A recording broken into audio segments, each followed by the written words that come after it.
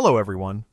Have you ever wondered why an old mechanic would pour Coca Cola into a cup, add a bit of toothpaste, and then wait for a result instead of expecting a mess? At first glance, it looks strange, but there's a reason behind it. Years ago, we learned to test ideas using whatever was within reach, long before fancy products were common. Today, I want to show you what this simple mixture can actually do before putting it to work in a real situation.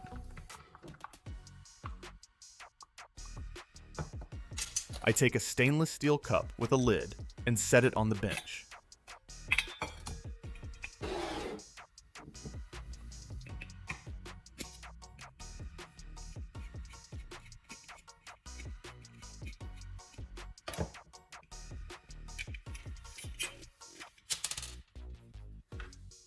Using a drill. A hole is made right in the center of the lid. The drill stays steady, so the hole comes out clean and round. Any sharp edges are checked and kept smooth.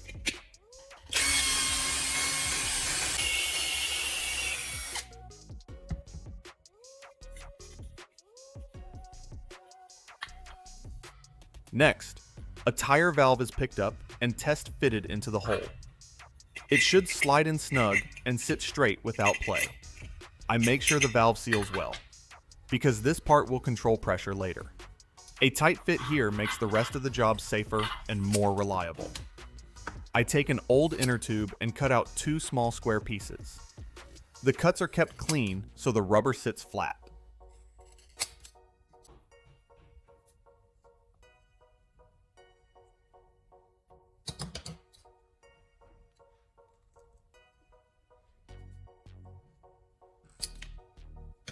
A small round hole is then cut in the center of each piece. These will work like rubber washers. One piece goes on the top side of the lid, and the other goes underneath. Tell me what part of the country you're watching from. I read every comment.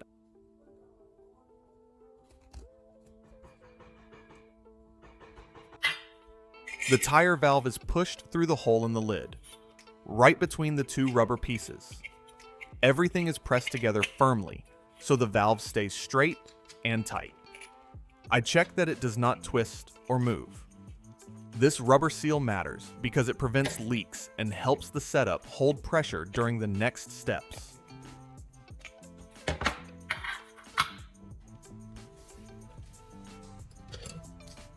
I take a long strip of inner tube and cut it to a steady width.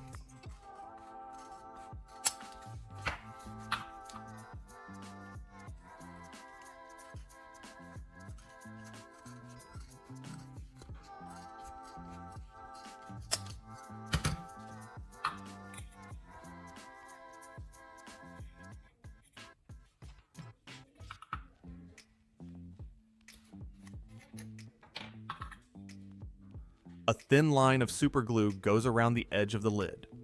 The rubber strip is pressed onto the rim and worked around slowly. The strip is kept tight with no gaps or overlaps.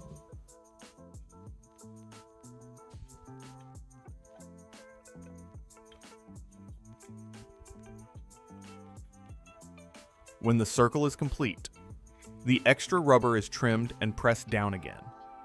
I check the edge with a finger to make sure it sits flat all the way around. This strip acts like a gasket. It helps the lid seal against the cup so air and vapor stay inside. A good seal here is important because any leak will weaken the result later. The glue is given a short moment to set before moving on. I take the car headlight and wipe off loose dust first.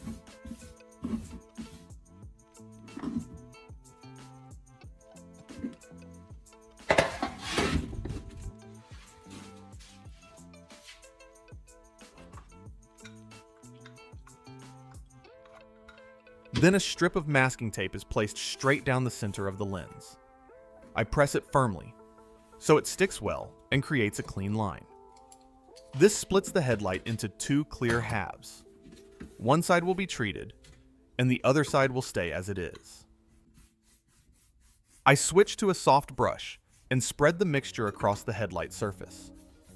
The strokes stay gentle, so the lens is not scratched. After that, a layer of paper towel is laid over the lens. More of the mixture is brushed onto the paper towel until it is fully soaked. This helps keep the surface wet and lets the mixture work evenly. Everything is left in place, so the grime and oxidation can loosen before the next step.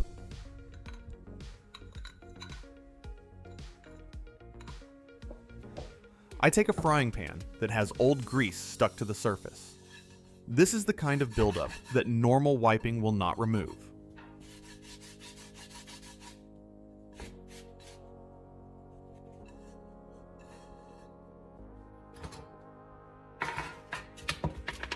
Using a brush, the mixture is spread evenly over the greasy area.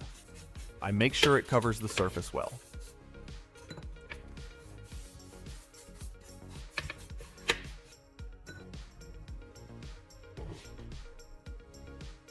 After that, a dry cloth is placed over the pan. This keeps the mixture from drying out and lets it work longer. The pan is set aside and left alone for a while. This step helps show how the mixture handles tough oil and grime before moving on to the headlight again. I go back to the headlight and remove the cloth from the surface. The lens is checked closely before sanding. 800 grit sandpaper is used to work the surface evenly. The hand stays flat, moving in slow circles to avoid deep scratches.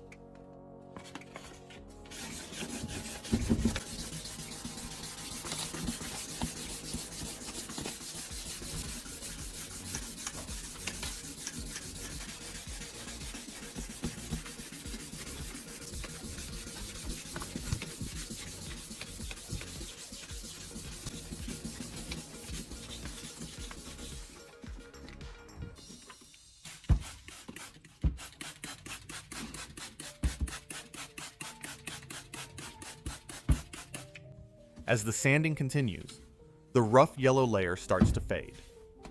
After that, the lens is wiped dry and lightly sprayed with water to clear away residue and check the surface again. Next, I switch to 1200 grit sandpaper.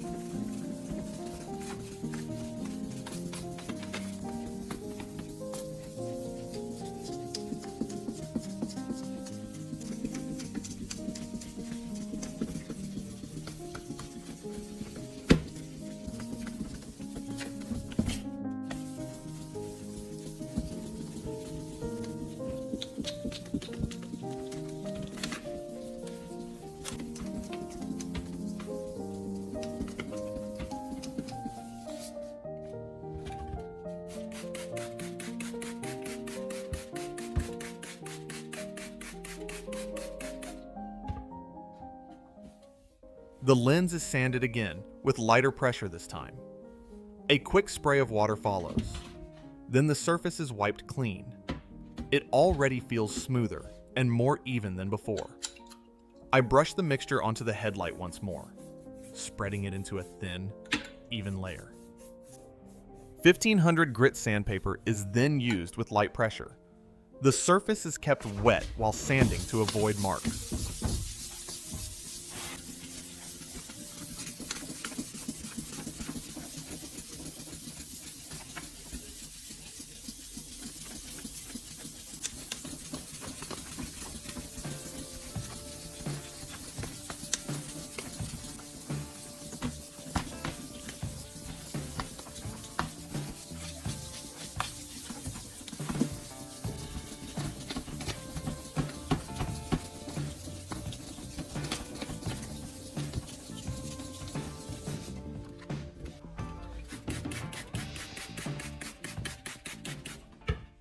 After a few passes, water is sprayed on and everything is wiped clean. The lens now feels smoother to the touch, and the cloudy look continues to fade as the surface evens out.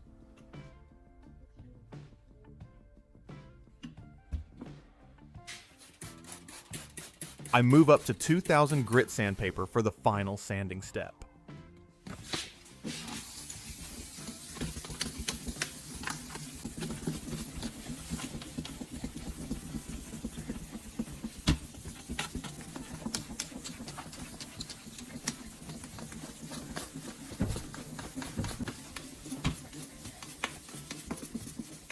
The headlight is worked slowly with very light pressure.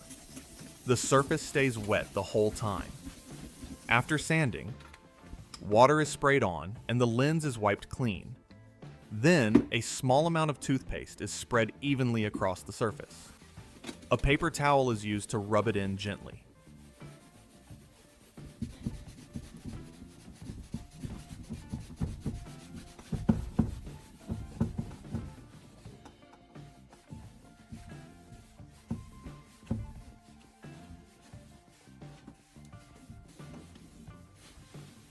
Once finished, the toothpaste is wiped away.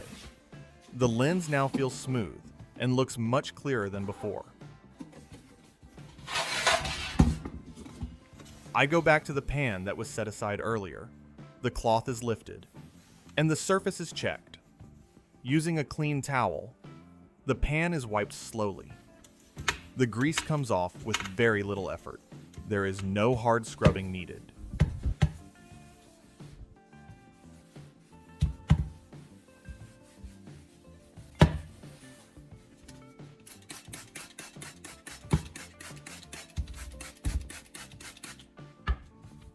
Thick oil stains that were stuck before now lift away easily.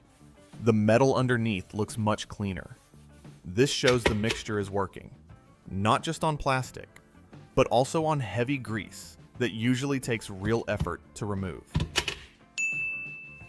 I take the stainless steel cup and carefully pour ethanol inside. The level is kept low and never close to the top.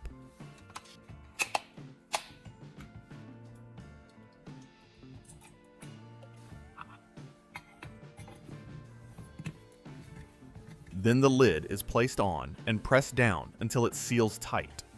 A clear plastic tube is pushed onto the tire valve and secured with a zip tie so it cannot slip off. Everything is checked once more before heat is applied.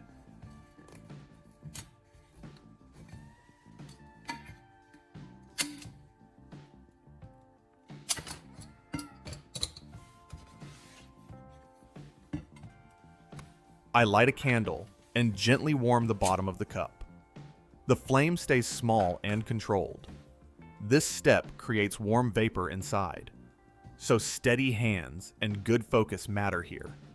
I bring the end of the plastic tube close to the headlight surface. The tube is moved slowly and evenly across the lens. As the vapor comes out, the surface starts to change right away. The dull, cloudy look fades, and the lens becomes clearer and more glossy with each pass.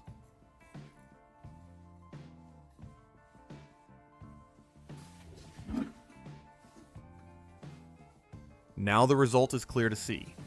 The headlight looks bright again, and the surface is smooth and clean. This was done with simple materials and a careful process, not expensive products. Fixes like this save money and keep things working longer. If these kinds of practical DIY ideas are useful, tap the like button and subscribe to the channel. Share this video with someone who enjoys taking care of their car at home. Thanks for watching.